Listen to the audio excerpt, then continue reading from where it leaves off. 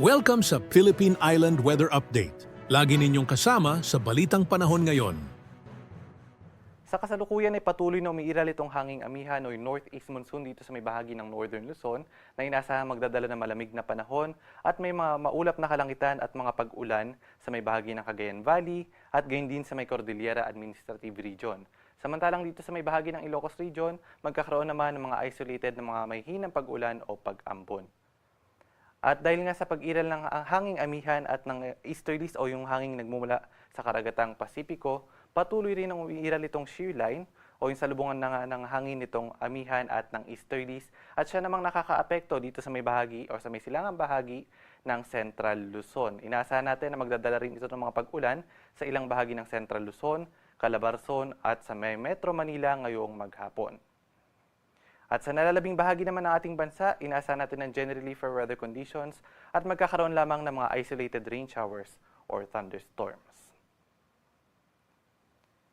At dumako naman tayo sa magiging lagay ng panahon ngayong araw dito sa Kalakhang, Luzon. Aasahan pa rin na maulap na kalangitan, may mga pag-ulan, pagkidlat at pagkulog dito sa may bahagi ng Cagayan, Isabela, gayon din sa may Quirino, Aurora, at maulap na kalangitan o makilimlim na panahon dito sa may bahagi ng Nueva Ecija, Bulacan, Rizal, Quezon at ng Metro Manila, dulot pa rin ito ng epekto ng shear line.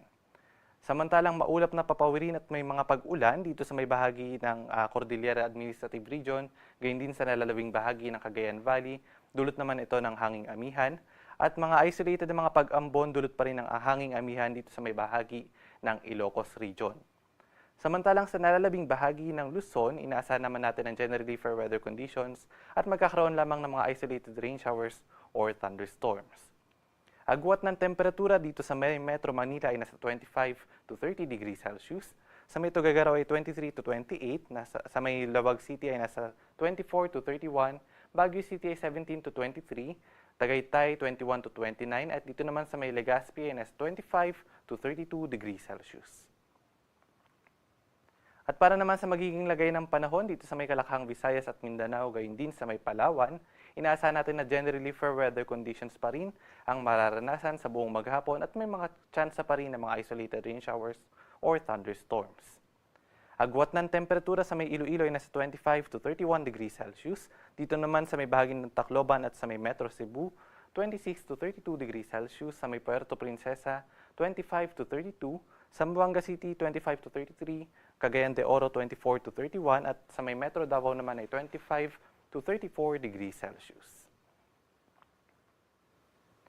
At dahil nga sa patuloy na pag-iral ng shear line ay nakataas pa rin yung ating weather advisory kung saan inaasahan na magkakaroon ng mga heavy to intense na mga pag-ulan dito sa may bahagi ng Isabela at moderate to heavy na mga pag-ulan naman dito sa may bahagi ng Cagayan at Aurora sa buong maghapon. Kaya naman pinag-iingat yung ating mga kababayan sa mga banta ng pagbaha at pagguho ng lupa, epekto pa rin ito ng shear line.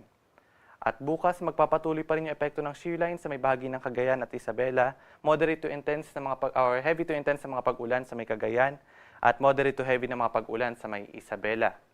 Samantalang by Thursday, inasa natin na moderate to heavy na mga pag-ulan na lamang ang mararanasan dito naman sa may bahagi ng Cagayan at Isabela. Bagamat pinag-ingat pa rin yung ating mga kababayan sa banta ng pagbaha at pagguho ng lupa dahil may ilang araw na ring umuulan sa may bahaging ito ng ating bansa. At sa ngayon, wala naman tayo nakataas na gale warning sa namang baybayin ng ating bansa. Bagamat pinag-iingat yung ating mga kababayang papalaot sa may baybayin ng Northern Luzon dahil pa rin sa epekto ng hanging amihan na maaari magdala ng katamtaman hanggang sa matataas na mga pag-alon.